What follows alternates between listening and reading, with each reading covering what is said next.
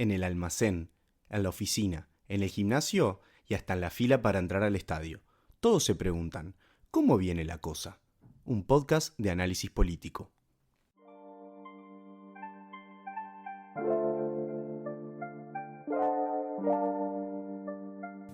Bienvenidos, bienvenidas a un nuevo episodio de La Cosa, de este video podcast. Gracias por estar allí del otro lado. Algunos nos estarán viendo en este momento por el canal de Caras y Caretas TV, otros lo estarán viendo más adelante en el canal de La Cosa o escuchándolo también por Spotify en el canal de La Cosa. No sé si en Spotify se dice canal, no sé, en Spotify estamos, pero no sé si se dice canal.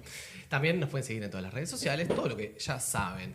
Esta semana política ha estado un poco asignada por un debate incipiente, sobre todo en filas de la izquierda, que tiene que ver con la posibilidad de la imposición a los súper ricos o al 1% de personas con más riqueza del Uruguay. Hay una propuesta ahí en la vuelta que empieza a cocinarse en el Senado a partir de algunas discusiones que ha promovido el senador del Partido Socialista, Gustavo González, y otros senadores que se vienen plegando esa iniciativa, cambios en el impuesto al patrimonio, en fin.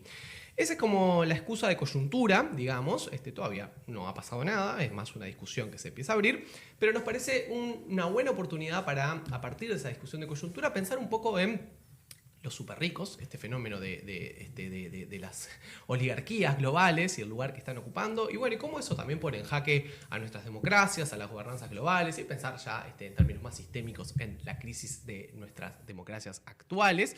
Es un buen tema, así que ya les voy a presentar en instantes al invitado, pero decirles que también nos va a estar acompañando hoy en la co-conducción Tamara Zamudio. ¿Cómo estás, Tami? ¿Cómo va? ¿Todo bien? Un gustazo estar de vuelta por acá. Bueno, me alegro que estés aquí, y ahora sí, estando tú presentada, presentamos a nuestro invitado de hoy. Estamos muy contentos de recibir a Enrique Rubio, al profesor Enrique Rubio. ¿Cómo estás, Enrique? Bien, muy bien, contento de estar con gente joven. Bueno, quienes están del otro lado seguro saben quién es Enrique Rubio, pues es un político y un intelectual muy importante de la izquierda uruguaya, que ha sido senador, que ha ocupado lugares de gran relevancia durante los gobiernos del Frente Amplio, y que siempre se ha dedicado también al trabajo intelectual, a la producción de pensamiento, pero bueno, ahora un poco con su salida del Senado y esta medio jubilación de la política, al menos de las primeras planas de la política, sabemos que está muy activo, escribiendo, que ha publicado su libro recientemente, que está escribiendo en La Diaria. Me pareció esta excusa, yo dije, cuando estaba este tema de los súper ricos y de los impuestos de los ricos, yo digo, ¿con quién podremos hablar de esto para darle alguna vuelta de tuerca? Y bueno, y pensando en nombres, dije, ¿en qué andará Rubio? ¿Estará como para venirse a un stream? Así que muy contento que hayas aceptado esta invitación, Enrique. No, el contento soy yo. Es un gran tema. Yo he seguido mucho la obra de Thomas Piketty Claro. y de su equipo, una cosa formidable. De la desigualdad, ¿no? En los estudios de la desigualdad. El estudio sobre el capital en el siglo XXI, ¿no? Que fue un título desafiante. Uno piensa en Das Kapital, digamos, de Marx, claro. de Carlos Marx, pero en realidad es otra cosa, aunque el enfoque no es incompatible. Y en realidad hizo un estudio tan formidable que no lo pudieron destruir. Y mostró, que es su tesis central, que la tasa de ganancia, la ganancia, ¿no? de los ricos evolucionaba de forma mucho más acelerada que el crecimiento del producto de la sociedad. Por lo tanto, su lugar, la torta se agrandaba, pero su lugar, su parte de la torta, era crecientemente más importante. Salvo cuando hubo guerras en el mundo occidental, y hubo gobiernos que hicieron una imposición muy importante de orientación socialdemócrata en general, de impuesto a la renta y todo lo demás, o a las herencias, y en esos periodos, en lugar de la brecha de la desigualdad agrandarse, se achicó. O sea, salvo cuando hubo intervención del Estado, ¿no? Pero luego que eso terminó, porque hubo hay una decadencia de las élites políticas de izquierda en el mundo del norte y de occidente, entonces se retomó la tendencia a una creciente desigualdad y a una mayor apropiación de la riqueza, ¿no? Y la apropiación de la riqueza. Y eso es lo que estamos viviendo. Desde que el neoliberalismo ha reinado en el último medio siglo, digamos, ¿no? Esto se ha agigantado. O sea que hay una enorme desigualdad. si bien la pobreza ha descendido en cierta medida, no numéricamente, pero sí en términos relativos, porque ha habido un crecimiento de la producción de lo que es el sur global, fundamentalmente de China y todo lo que hay alrededor, ¿no? Si bien eso se ha dado, la brecha entre pobres y ricos ha aumentado. Entonces, estos estudios de este equipo y que Gabriel Zucman, que es uno de los más relevantes, lo ha elaborado en dirección a la posibilidad de poner un impuesto a la riqueza, ¿no? O sea, vía impuesto, digamos, al patrimonio, o sea, de otra manera, ¿no? Han abierto un debate a nivel mundial que es muy importante, que se expresó en la cumbre del G20 el año pasado, donde Lula lo impulsó, y está en la declaración. Es una declaración, ¿no? Es muy fácil hacer declaraciones en las reuniones de eventos políticos, pero después el tema es si eso se traduce en realidades. Hay algo de lo que decías, Enrique, que me parece que tiene una vuelta más, que está buena pensar, que es, estás hablando de una tendencia de los ricos cada vez ocupando un lugar mayor en la apropiación de la riqueza, justamente, ¿no? Y a la vez, como proceso, como consecuencia, al menos me atrevo a pensar de eso, también un lugar mayor en el sentido, en el estatus social y en el lugar que ocupan, ¿no? Y los súper ricos en la conversación pública, ¿no? Porque eso quizás es una novedad también, ¿no? Porque si uno piensa en el siglo XX, ¿no? Los tipos más ricos del mundo eran más anónimos, eran personas que en general se manejaban con otro nivel, llamémosle como de discreción, o no tenían esa exposición esa que tienen, exposición, ¿no? o esa injerencia tan brutal y tan directa como hoy vemos a tipos como Elon Musk o como Jeff Bezos o como todos estos súper ricos, que ya es como un absurdo, es hasta absurdo pensar que son ricos, es otra cosa, ¿no? Es como a otros niveles. Sí, es otro y la nivel. capacidad de influencia, ¿no? En la política. Es una especie de, diría, extremando un poco, ¿no? De copamiento del espacio público. Claro, ¿no? claro, es una buena expresión. Directo, el Es ejercicio una plutocracia, directo. ¿no? Es una plutocracia. Es una plutocracia que sin ninguna, digamos, sin ningún reparo de nada, hace un exhibicionismo de la riqueza, que es absolutamente irritante. Yo diría que genera, digamos, por lo menos en muchísima parte de la población del planeta, una especie de... En algunos una perplejidad, en otros una admiración. Es la búsqueda, ¿no? Porque es el espacio simbólico que están ocupando del mundo ahí estaría el mundo de la felicidad, de alguna manera, ¿no? Y por otro lado un rechazo, ¿no? Claro. Un rechazo porque muestran la gigantesca distancia con la que es la vida cotidiana de los miles de millones de habitantes del planeta. Pero además, el exhibicionismo es tal que es como provocativo. Sí, o sea, totalmente. que se case uno de ellos y que alquile Venecia durante 3 días, Claro. no, es realmente Absurdo, ¿no? Es imponente. Pero además, ocupar espacios en los gobiernos, en la gestión directa del Estado. Sí, en eso iba ahí, porque vos hablabas mucho de ese poder simbólico, pero después está el real y esa injerencia creciente que vienen teniendo en espacios de poder político muy importantes, ¿no? Sí, y creo sí. que Donald Trump es un gran ejemplo también de eso, ¿no? Porque, bueno, él, antes de ser presidente de Estados Unidos, era un multimillonario que se jactaba de su éxito, digamos, en la industria y de su éxito como millonario. ¿Cómo a veces ese arribo y esa llegada, digamos, de este tipo de figuras al poder político o al gobierno, en definitiva? Del Estado-Nación. No diría que lo divertido, pero sí lo paradójico es que Trump habla del Estado profundo. Él es parte del Estado profundo. La gente imagina que es parte de la realidad, que son los servicios de inteligencia, ¿no? Y la trenza de los grandes poderes económicos, ¿no? Lo es, pero fundamentalmente son los poderes económicos. Y él es parte de eso, Sí, bueno. Aunque no, se ocupó de mostrarlo. Es parte de la élite, ¿no? Cuando hablan ese discurso antiélite pero- es como pero- paradójico porque él es la élite, ¿no? Pero se ocupó de mostrarlo el día que asume, ¿no? Colocando a su derecha, ¿no? A todos los multimillonarios. A todo lo que este economista griego Varoufakis, Varoufakis, Varoufakis, que habla sí. del Giannis tecnofeudal. Varoufakis habla de los novelistas, Sí. o sea, los que tienen el poder de las plataformas, Sí. ¿no?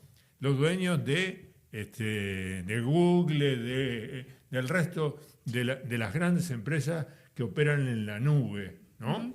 Bueno, ese es el poder real. Él los colocó todos en la primera línea y del otro lado puse a los invitados inevitables, los expresidentes, los cosas por el Los estilo. reyes, los que Sí. poder simbólico, digamos, poder Sí, sí, formal. pero en realidad los parlamentarios norteamericanos ni tuvieron lugar.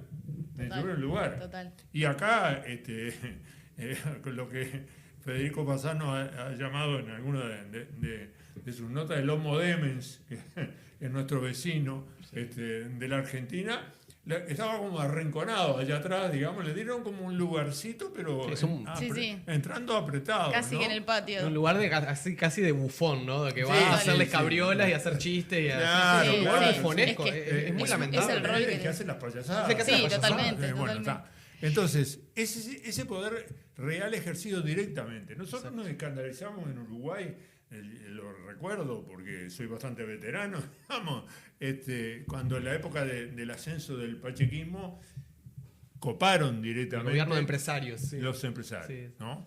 Y entonces en Uruguay eso, en la democracia uruguaya, con su, digamos, impronta liberal y todo lo demás, dentro de los partidos tradicionales no cayó bien, pero lo hicieron. Ahora, en este momento es como la norma en Occidente, Claro. ¿no? ¿Qué pasa en el resto del mundo? Bueno, hay que ver. En muchos lugares pasa lo mismo. Por lo que yo he podido, en fin, informarme, aunque nosotros en Occidente estamos muy lejos de la información real de lo que sucede. Basta ver la guerra entre Israel e Irán, ¿no? Para seguir la información, ustedes lo saben Sí, dificilísimo. porque son politólogos y periodistas al mismo tiempo, ¿no? Tenés que encontrar los sitios y los lugares, si no te los bloquean, Sí. donde aparece la otra versión. Y bueno, y entonces manejás una versión y la otra versión le sacás el IVA a cada una y bueno, y ahí más o Vas menos armando.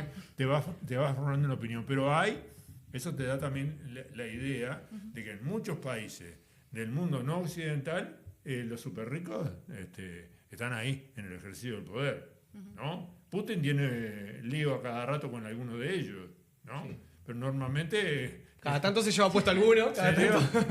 se cae uno de la ventana, Sí, ¿no? sí, lamentable, No sí, sé bien de qué lamentable. piso, pero bueno. Pero bueno, me das el caso de Argentina y Milei. Está también el vínculo con Galperín, ¿no? Que hoy en día es el hombre más rico de la Argentina, Claro, el dueño del Mercado Libre, claro. bueno, que acá en el nivel criollo es análogo totalmente Es a análogo. esa situación, ¿no? Sí, es realmente parte de la élite de los mil millonarios Claro. o incluso en medidas más grandes. Nosotros somos un pequeño país y entonces todo se da en una escala, digamos, más a la uruguaya, ¿no? De la penillanura uruguaya. ¿Te Entonces, afiliás a esa noción de lo que dijo Sanguinetti alguna vez, que no hay ricos, hay riquitos? O lo dijo el contador Damiani, ¿no fue? ¿O Sanguinetti? sí, No, pero creo que fue el contador Damiani, Damiani padre. Para mí fue Damiani, ¿no? Que acá en el Uruguay no hay ricos, Sí, sí. hay riquillos. Sí, claro. Él este, tenía un nombre de fortuna también. Claro, pero no es comparable. De cualquier manera, yo creo que está abierto el debate mundial, que es un debate muy importante, ¿no? Muy importante. Y yo tengo posición tomada sobre que en realidad la imposición por la vía que se encuentre conveniente es necesaria, conveniente y muy saludable. El tema es que esto debe ser internacionalizado, Claro. ¿no? Sí, porque estamos en un momento aparte de competencia por el capital transnacional, donde es muy Claro. difícil cuando un país toma ciertas medidas que lograr que el capital se mueve. Entonces, Claro, la movilidad y la posibilidad de eludir, ¿no? Exacto. es enorme. Entonces, esto es un problema de política a nivel internacional, ¿no? Que eso sí es una política de izquierda a izquierda, ¿no? Que yo creo que hay que asumir como plataforma internacional. Prácticamente todos los grandes temas deben ser asumidos de modo internacionalista. Que casi no quedan problemas políticos nacionales. Si lo pensás así. Los grandes problemas de nuestra era, el medio ambiente, la desigualdad, el narcotráfico, son todos problemas. Son todos problemas globales. Sí, tal cual. No tiene solución local. O son problemas regionales muy fuertes, y cuando no son globales, ¿no? Y entonces, para poder llevar adelante una política necesitas coordinarlo, porque si no, no tenés eficacia. Porque, por ejemplo, yo qué sé, ¿qué podemos hacer en materia de integración en esta América Latina, que es parte de, digamos, una parte postergada dentro del sur global, junto con África? O sea, el sur global, el centro de poder, pasó del Atlántico, está pasando del Atlántico al Pacífico, el centro de poder en el mundo, ¿no? Estamos en un cambio de hegemonía, por eso hay tanta turbulencia. Yo redacté un librito ahí que anda dando la vuelta en la nube, ¿no? Que le puse las turbulencias en el cambio de época, porque hay un cambio de época, ¿no? De aquello que nos enseñaban de la época moderna, la época contemporánea. Bueno, esta es una nueva época contemporánea. Y entonces, en este momento, en este cambio, los temas globales son la agenda a construir. El asunto es que la agenda es como obvia. Lo que no es obvio es que no hay fuerzas políticos sociales capaces de impulsarla en forma coordinada en el conjunto del planeta. Ahí está la debilidad. O sea, la fortaleza de los súper ricos es el dominio del dinero, el dominio de la fuerza y el dominio del relato. Y de las plataformas, como bien lo decías, los tipos hoy son los dueños a través de la plataforma, el dominio del relato. Que Musk sea el dueño de la red social X es totalmente significativo del lugar que está. Totalmente significativo de cuáles son los instrumentos de la lucha político-ideológica en el mundo. Y si la izquierda no le entiende a esto bien, ¿no? Entonces queda retrasada respecto de la realidad. Entonces yo creo que es completamente relevante tomar este tema como tomar otros temas, como los temas ambientales, por ejemplo, y hacerlo de una manera que sea internacionalizada. Quiere decir que entonces el asunto del 1% u otra cifra, ¿no? Y los mecanismos dependen mucho de esta cuestión. Más allá de que nosotros adquirimos el compromiso de no aumentar la imposición, también es cierto que los datos de la realidad han sido distintos a los que esperábamos. Y eso a mí me parece que no lo podemos ignorar, porque nos encontramos con que había unos pasivos, ¿no? $1.000 millones de un saque que ha habido que asumir, que no estaban contabilizados, no es un asunto menor, ¿no? Ahora, a mí me parece que todavía no hay un nivel de madurez. Son temas que hay que profundizar. Y además hay que profundizar, me parece, si uno se plantea a nivel nacional de si va a impulsar o no va a impulsar una cuestión de esto, hay que profundizar mucho en la elaboración y en el diálogo con la sociedad. Porque si no, estas cosas pueden no ser entendidas y ser un boomerang. O sea, abonar lo que es lo que están tratando de hacer la derecha, ¿no? La cuestión antipolítica. O sea, quieren más dinero para el Estado, en realidad, ¿no? La prédica antiestado, la prédica antipartidos, ¿no? Toda esa prédica que va ganando espacio, porque el fenómeno Salle, el fenómeno abstención, en las departamentales, ¿no? La manera en que algunas corrientes, no estamos hablando de todo el mundo, de profesionales se ubicaron ahora en el tema de la caja y otras maneras, ¿no? Uno escucha discursos que son los discursos de la antipolítica, Milei, digamos, Claro. ¿no? Llevándolo al extremo. Aunque no sea la intención para nada de las personas que están diciendo esas cosas y simplemente lo que tienen es indignación porque tienen una composición de la realidad que es distinta a la efectiva, ¿no? Entonces yo creo que esto hay que ser cuidadoso de la manera en que se debate y en profundidad. Y segundo, me parece que hay que desarrollar como otras ideas. O sea, hacerse la pregunta del para qué, ¿no? Del para qué. Antes que el instrumento, digamos. Antes que pensar en el instrumento, pensar... Sí, el instrumento para qué, Ahí va. ¿no? Yo creo que ahí está una de las claves de esta cuestión. Yo sería partidario para tirar una idea, digamos, en esto, ¿no? Que la vida dirá hasta dónde llega. Yo sería partidario de juntar... Acá hay como un trípode, ¿no? Como una cuestión tripolar. Si uno mira el Uruguay, tenemos un gigantesco problema de inclusión social, ¿no? De pobreza profunda y estructural en una punta. ¿Ah? Y ahora se ha visto en estos días con el tema del frío las muertes de personas en 3.000 situación de personas, calle. 3.000 personas en calle. 3.000 personas en calle, ¿no? 60.000 compatriotas viviendo en asentamientos. Sí, bueno, total. Suma todo eso. Y 20.000 en las cárceles. Sí, sí. ¿No? Te hacen 3.000 más los que están en las cárceles. Sí, 100 son palos. 20.000, ¿no? Entonces, hay, digamos, el mundo de los excluidos terribles en una punta. En la otra punta, el mundo de los súper ricos.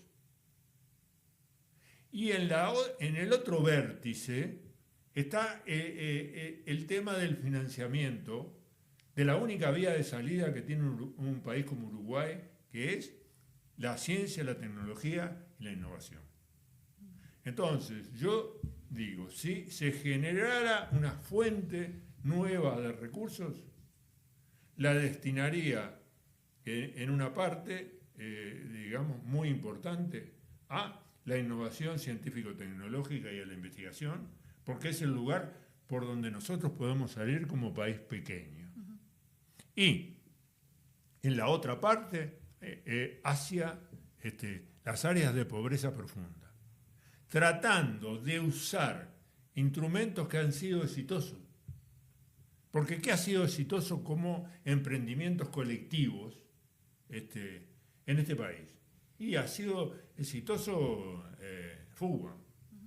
Ha sido exitoso todo lo que ha sido la construcción rural, por ejemplo, del mismo tipo o de un tipo... El cooperativismo agrario. Sí, agrario, los MEVIR, ¿no? Han sido exitosos. Entonces, si hay recursos, yo los destinaría vía emprendimientos colectivos, en una parte, en la mitad, pongamos, hacia esa punta, y en la otra mitad hacia la investigación científico-tecnológica, que es otro vértice, porque es la vanguardia por la que podemos salir desde el punto de vista del otro gran problema que tenemos, que no es la inclusión social, sino que es el desarrollo productivo. Porque si no hay desarrollo productivo, es simplemente, digamos, una redistribución. Sí, pero no sostenible en el futuro. No sostenible, ¿no? No sostenible. Entonces, nos estamos engañando. Entonces, me parece que habría que tener o desarrollar un pensamiento y un debate en torno a estos ejes. Sí, a mí me parecía, cuando empezaba a escuchar sobre este tema, primero, bienvenido un debate, ¿no? Qué bienvenido es que estemos discutiendo sobre esto, ¿no? Discutir, porque a veces queda como clausurada en la política uruguaya la conversación sobre los impuestos, ¿no? A veces se utilizan ciertas etiquetas muy grandilocuentes, como esa cosa de el Uruguay no soporta más impuestos, la carga impositiva en el Uruguay es... Bueno, son eslóganes muchas veces que a veces si uno lo compara con la evidencia internacional, no es así. Países con la misma, con estructuras económicas parecidas a la del Uruguay tienen otras cargas tributarias, pero son como eslóganes que clausuran los debates. Entonces me parece muy saludable que podamos hablar de esto, porque hablar de política básicamente siempre es hablar de cómo tomamos decisiones para distribuir aquello que es escaso, ¿no? Eso es la ciencia de la política, de la economía es producir y distribuir, y la política es tomar decisiones al respecto, ¿no? Entonces, yo creo que eso ya de por sí es bienvenido.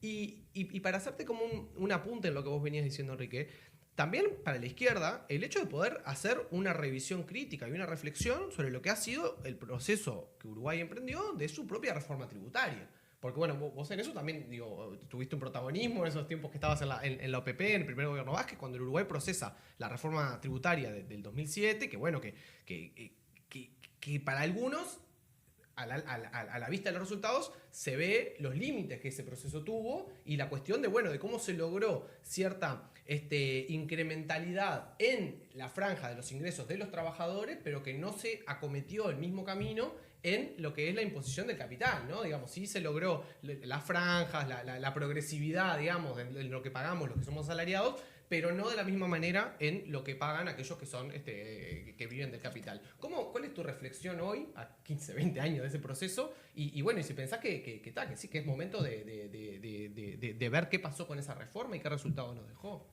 Yo creo que fue una gran reforma, ¿no?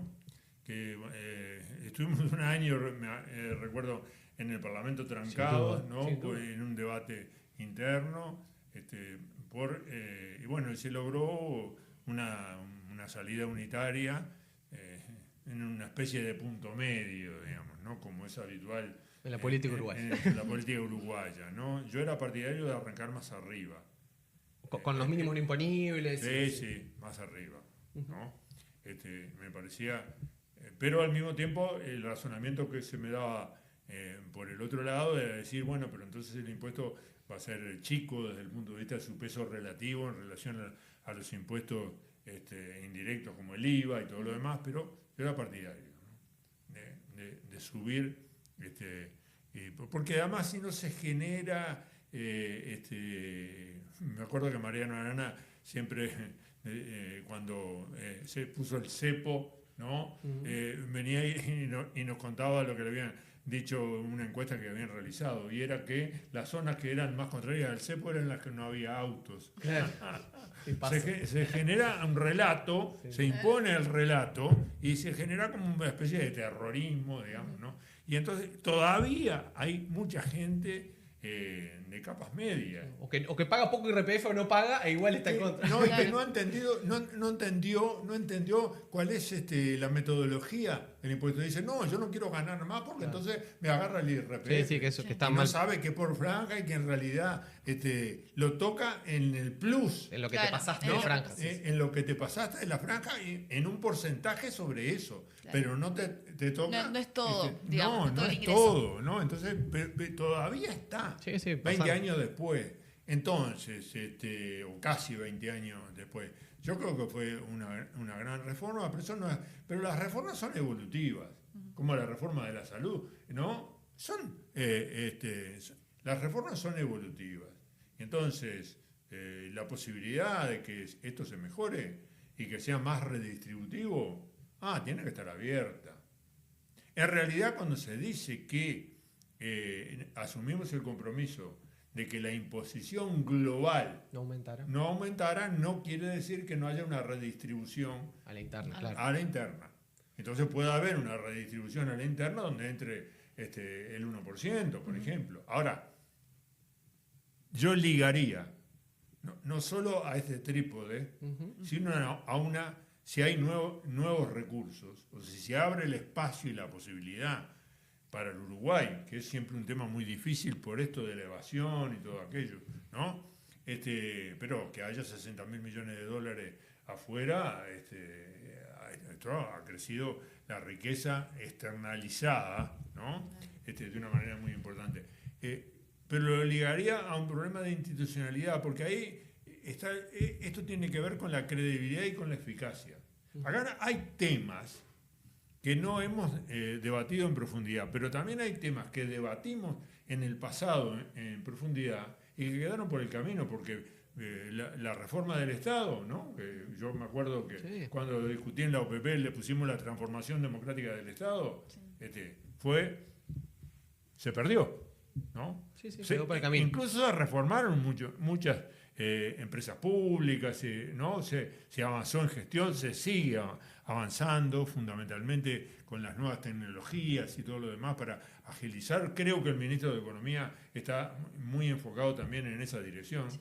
en lo que sería las reformas en materia de microeconomía para aumentar Ahora hubo una batería de Ahora, propuestas, sí. ¿no? Claro, esto de Brenta, el senador Brenta tenía como una obsesión desde hace 30 años, yo creo, diciendo acá la pasta de dientes cuesta una barbaridad. Sí, sí. ¿Y qué es eso? Y bueno, es un oligopolio que hay, un acuerdo entre empresarios, ¿no? Como hay en materia de medios de los grandes medios de comunicación y de los canales, ¿no? Hay un acuerdo para imponer determinados precios, que a veces tienen una diferencia brutal con la que hay a nivel internacional, en otros lugares. Entonces, cuando se dice el Uruguay es caro, en algunas cosas es caro, y es muy caro. ¿Y eso por qué? Porque hay acuerdos donde se liquida la competencia en el mercado. O sea, no hay mercado, ¿no? Entonces, los monopolios en general son muy riesgosos, salvo que sean monopolios naturales, digamos, ¿no? Y que deben estar en manos públicas, ¿no? Entonces, porque uno no va a poner una doble red de cañería de OCE. Exactamente. No vamos a poner cada uno una empresa de agua, ¿no? Claro, cada uno una empresa. Y hubo la tentativa y felizmente el pueblo uruguayo se pronunció, ¿no? Sin embargo, la lucha sigue de alguna manera, ¿no? Los intereses que pujan y presionan siguen. Yo diría, tiene que ver con una institucionalidad si hay nuevos recursos. ¿Qué quiero decir con esto? Que sería partidario de que una parte de recursos nuevos sean administrados, tengan un destino. Yo sé que los economistas en general están en contra de las rentas asignadas. Sí, digamos, sí, con nombre y apellido, ¿no? sí. No, que salen de un lugar y van a otro destino porque eso genera rigidez. Pero también a veces es necesario del punto de vista de la eficacia de la gestión y del punto de vista de la transparencia pública de por qué pongo un impuesto en una punta, porque está destinado a esta otra punta o a este otro vértice. Y para eso hay que tener una institucionalidad, tomar algunas de las personas públicas no estatales, que son muy eficaces porque no tienen aquello de tanta traba para poder hacer compras públicas. Sí, para contratar, para manejar sus y recursos. también muchas veces los trabajadores se oponen porque, claro, la inamovilidad que existe en una parte del sector público, fundamentalmente en los ministerios, ¿no? Da una rigidez bastante grande, ¿no? Aunque no es del tamaño de lo que se habla, pero da. Y en cambio, este tipo de empresas que son de derecho público, son parastatales, si se quiere, ¿no? Tienen otras reglas de juego. Y entonces, se ha aplicado en el Plan Ceibal, por ejemplo, en varias cosas que han mostrado mucha eficiencia. Si hay una institucionalidad eficiente, o sea, capacidad de gestión, no burocracia, capacidad de gestión, o sea, que el dinero llegue a destino, ¿no? Y que esté por fuera de lo que es el presupuesto. Porque si uno mete nuevos recursos, nuevos, ¿no? La oferta genera demanda, como se dice, ¿no? Si ¿Qué uno mete pasa? la plata... Se genera una puja redistributiva. Claro. Sí, al toque. Y todo el mundo, al toque, Sí, sí. todo el mundo quiere un pedacito. Sí, si abrís un carril más, se llena de autos. Como dicen los Se llena de economistas. autos, ¿no? Y acá las corporaciones en el buen sentido, ¿no? Sean empresariales, sean de trabajadores, sean de la sociedad civil. Intereses particularistas, legítimos, digo. Los legítimos intereses particulares entran en la puja. Claro. Y entonces termina todo el mundo llevándose un pedacito de eso. Sí, los postergados, que son los que tienen menos voz y menos incidencia. Menos incidencia, la quedan. Sí, sí. ¿No? Los niños... Sí, ¿ah? los niños Sí, la claro, quedan, los los presos pobres. la quedan. Pues bueno, entonces, sacar de la puja redistributiva, ¿no? Por eso yo creo que, digamos, las buenas ideas no hay que malograrlas a través de una mala ejecución, Claro. o a través de una mala divulgación y un mal relato, que hace que la mayoría de la población no lo entienda. Y al mismo tiempo, si la mayoría de la población lo entiende, si se ve que hay una gestión eficaz y un fin muy justificado, Claro. porque uno está sobre la base de materia prima nacional, por ejemplo, que es la madera o que son los ladrillos o lo que, ¿no? Si está construyendo para levantar a los más postergados que están viviendo en asentamientos en forma miserable y demás, o en la calle, tirados en la calle, ¿no? O recirculando las cárceles, ¿no? Si uno lo enfoca en esa dirección. ¿Vieron ustedes que con esto de la evacuación desapareció la basura en Montevideo? Es una cosa increíble. Yo empecé a preguntar a mis conocidos y te mencionaban que sí, que estaba mejor, digamos. ¿En tu barrio también le pasa esto? ¿No? Increíblemente pasó en estos días, ¿no? Bueno, eso quiere decir que Había un vínculo, claro. Hay un vínculo, ¿no? Hay un vínculo con la miseria y con la pobreza. Entonces, con otras razones también. Bueno, entonces, si al mismo tiempo lo liga con las cosas de punta, ¿no? No solo con las políticas sociales, sino con las políticas productivas de base científica, ¿no? Entonces está apelando a la modernidad, ¿no? En el sentido auténtico y a la salida que tenemos como país. Por eso me parece que estas son cuestiones centrales a conversar. Sí, y aparte hay experiencias en el mundo, como han hecho los noruegos cuando encontraron petróleo, y dijeron, bueno, esto va para un fondo intergeneracional, claro. No es para gastar en el día a día, no es para el gasto corriente, es para un fondo intergeneracional, Sí. para enfocar en la educación, en la innovación, en el Exactamente, y ahora pararon la venta porque tienen necesidad ellos, ¿no? Claro. Pero era uno de los datos que uno se entera a través de este tipo de mecanismos, ¿no? Siguiendo YouTube y encontrando algunos sitios donde está la otra cara de la realidad. Esto es un avance, ¿no? Te traigo igual de vuelta un poco la conversación sobre instrumentos, más allá que está muy bueno lo que planteas sobre el destino de los fondos, porque para mucha gente que está siguiendo esta conversación más de costado, obviamente no es tan habitual que la gente maneje impuesto al patrimonio, impuesto a esto, impuesto a esto, las diferencias que tienen una cosa con otra.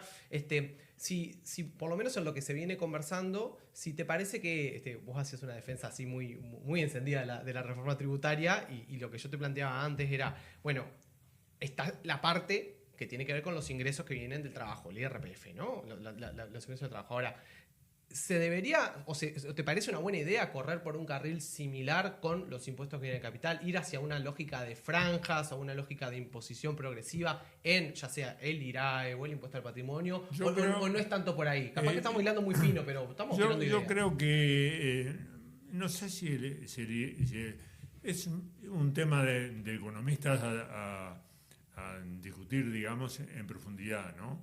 Yo digo que tenemos que estimular la inversión, por un lado, porque estamos muy mal en los niveles de inversión. Sí, siempre estuvimos, ¿no? Por abajo del 1%. No, en niveles de inversión sobre el PIB, ¿no? Si estás en el 14%, estás en el 16%, la meta que se ha puesto Don es por lo menos el 20%. Danilo, me acuerdo que insistía en esto tremendamente y tenía toda la razón, ¿no? Porque si no tenés una tasa de inversión muy importante, no tenés una tasa de crecimiento importante y por lo tanto no tenés ocupación, ¿no? Sí, es la rueda etcétera. Del capitalismo, sí. No queda otra. Pero es una lógica la de la tasa de inversión que corre para cualquier sistema, digamos, no tiene que ser, aunque sea postcapitalista, igual. Va a haber que invertir igual. Igual tenés que invertir, ¿no? El problema es quién paga la inversión, todo lo demás y para qué, son otras discusiones. Pero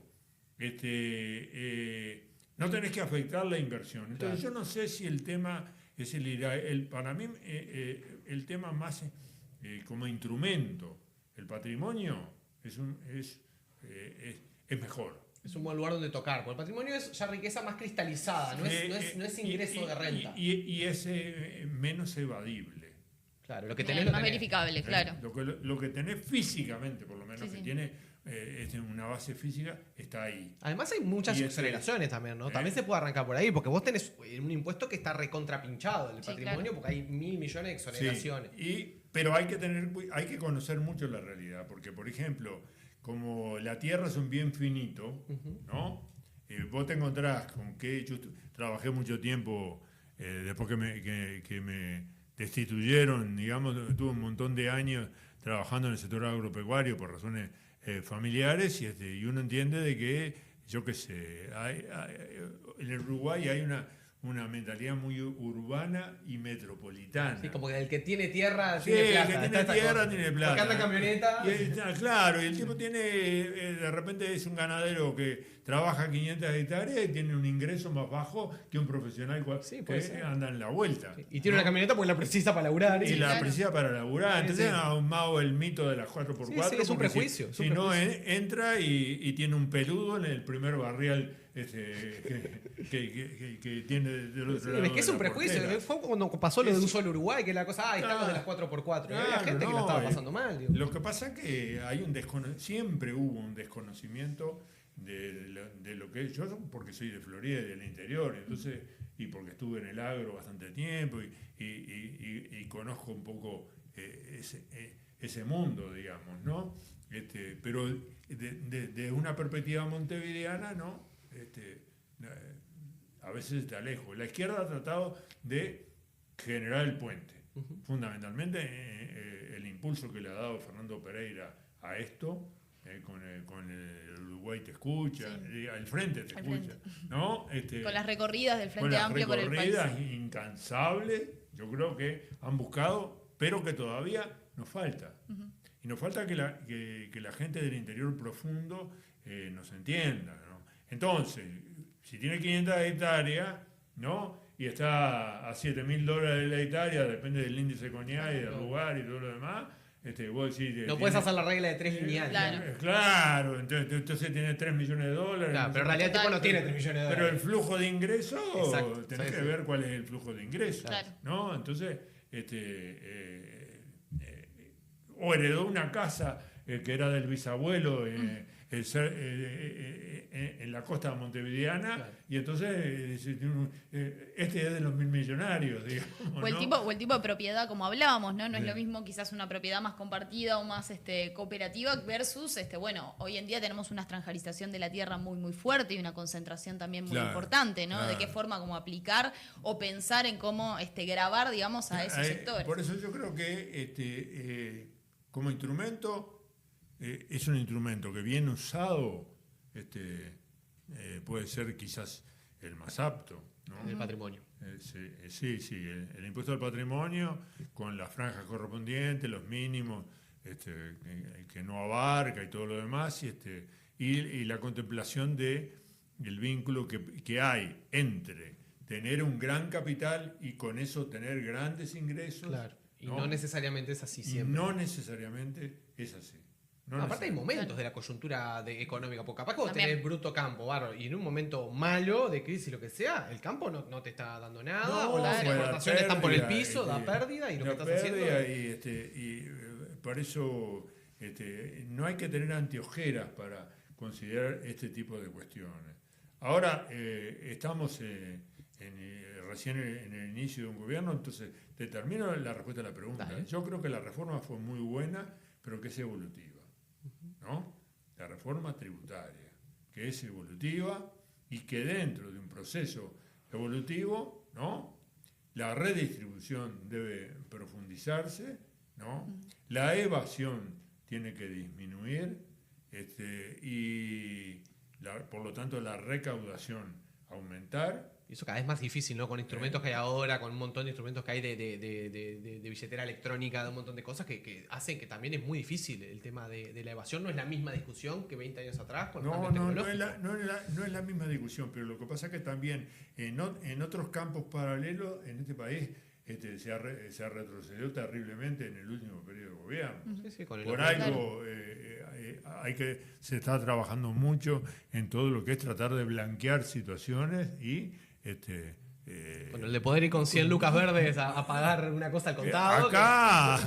acá hay lavado, acá, en fin, hay mucha estado profundo en el sentido privado que hay que trabajar. También hay que trabajar mucho en la productividad del Estado, la productividad.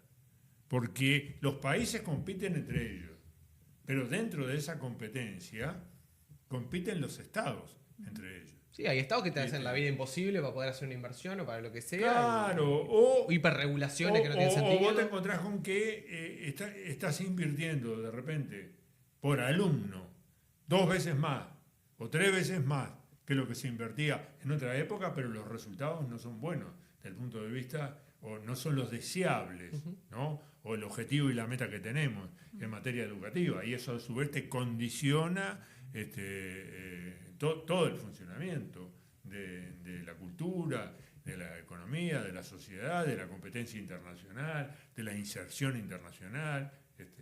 Yo creo que el asunto es fortalecer los instrumentos colectivos, hacer que el mercado sea realmente mercado, ¿no? Y no campo de oligopolios o de monopolios, hacer realmente que la sociedad civil sea más potente en sus expresiones colectivas, sean movimientos sociales o sean partidos políticos, y hacer que el Estado sea más fuerte. Pero que ser más fuerte significa también ser mucho más eficiente, ¿no?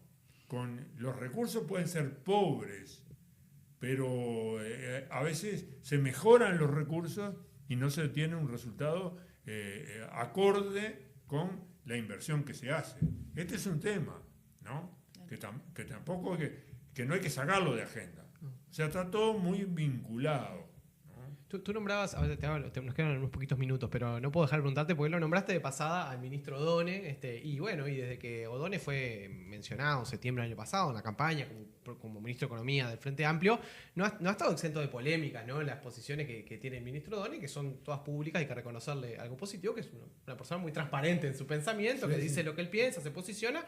Pero bueno, no se nos escapa que es un ministro que en general, en la mayoría de los temas, parece tener una distancia ideológica, programática importante con el votante mediano o el dirigente o el militante mediano frente amplista. ¿Vos hasta ahora cómo has visto alguna de esas señales del discurso de Odone cuando habla de las desindexaciones, cuando habla de la reforma de la seguridad social, de este tema, como que en general pareciera siempre estar más lejos del pensamiento más típico de la izquierda? En pocos minutos, ¿qué mirada tenés sobre su...? Yo no comparto mucho eso porque también le he visto otras expresiones que en realidad van en la otra dirección. Ajá. ¿No? Yo que se ha manifestado que es partidario de la renta básica, por ejemplo, lo cual es un tema pesado. Sí, importantísimo. No sé hasta dónde está dispuesto a llegar, o sea que ha tenido manifestaciones de pensamiento, digamos, que son señales en distintas direcciones. Pero yo creo que tiene un trazo grueso en relación a la inversión, a la producción y a la redistribución de la riqueza, que es un trazo grueso que va en la línea del programa del Frente Amplio. ¿No te preocupa? No me preocupa para nada eso. Más allá de que pueda haber algunas expresiones de repente sobre un tema donde él dice lo que piensa y yo no lo comparto, ¿no? O muchos frente amplistas no lo comparten, en otros casos sí lo comparten. Pero yo creo que es un ministro que ha mostrado, digamos, mucha solidez, ¿no? Y que el tema de la solidez es una cosa absolutamente fundamental desde el punto de vista de la viabilidad de un proyecto de izquierda. Me acuerdo que Danilo provocaba lo mismo. Sí. La gente se calentaba, pero decía, bueno, duermo tranquilo. Sabe. Este hombre sabe, digamos. Este hombre sabe, ¿viste? Y ahí la solvencia en esto es una garantía colectiva, digamos, muy importante. Entonces, lo veo desde ese punto de vista. Ahora que está, arriba de la mesa esta discusión, este debate, ¿qué tan probable posible ves que tenga algún tipo de efecto real, digamos? O sea, que efectivamente tú decías, que la reforma tenía que ser evolutiva. ¿Ves o pensás que este gobierno del Frente Amplio puede llegar a hacer alguna reforma en ese sentido? Yo estoy esperando a ver qué es lo que se pone arriba de la mesa. Porque vamos a entrar en la discusión sobre el presupuesto. Sí. El ministro ha dicho y el equipo económico ha dicho de que hay que hacer algunas redistribuciones adentro, ¿no?, del marco tributario, no aumentar el peso global, pero sí hacer las redistribuciones. Bueno, estoy esperando a ver qué es lo que se plantea. Y vería con simpatía que se planteara algo que de alguna manera significara que la imposición sobre la riqueza fuera más importante, y en la otra punta de que el destino de esos recursos estuviera muy ligado a la extrema pobreza y a lo que es la punta científico-tecnológica. De ese discurso no me van a sacar porque he venido insistiendo con este tema y predicando con esto. A veces uno siente que un poco en el desierto, pero la izquierda fue tomando, las nuevas generaciones fueron tomándolo, y realmente el programa que planteó el Frente Amplio en esta última oportunidad fue el más profundo de todo, a mi juicio, ¿no? Que los he visto todos. Son las cosas que da la larga vida, y me parece que es importante. Turbulencias en el cambio de época es el último libro que publicó Enrique Rubio. Tuvo la amabilidad de enviármelo, pero lo encuentran online. O sea, googleenlo. Turbulencias en el cambio de época, lo encuentran, lo pueden leer. También estaba muy activo escribiendo en La Diaria, unas columnas de posturas que las he seguido con mucha atención. Rubio, ha sido un gustazo compartir este rato de conversación. Muchas gracias por haber venido a La Cosa. El gusto ha sido mío, en realidad. Que ustedes, que son jóvenes y con gran impulso. Más o menos, estamos medio Ya no cansados. tanto. Solíamos tenerlo, pero. Fuimos más jóvenes. Con impulso. En el Uruguay son tremendamente guachos. Sí, depende del contexto. Joven, de verdad, es Fermín, que está del otro lado, nuestro operador, que ha hecho un gran laburo el día de hoy. Muchas gracias, le vamos a entregar en hora para que no se ponga nervioso. Así que, Enrique, gracias, de verdad, muchas gracias por haber compartido esta charla con nosotros. Tami, gracias por venir. Vamos arriba. A todos ustedes, por estar del otro lado, por seguir siempre nuestros contenidos, por seguirnos en las redes sociales, como Podcast La Cosa, en todas partes. Nos encontramos la semana que viene para seguir viendo cómo viene la cosa.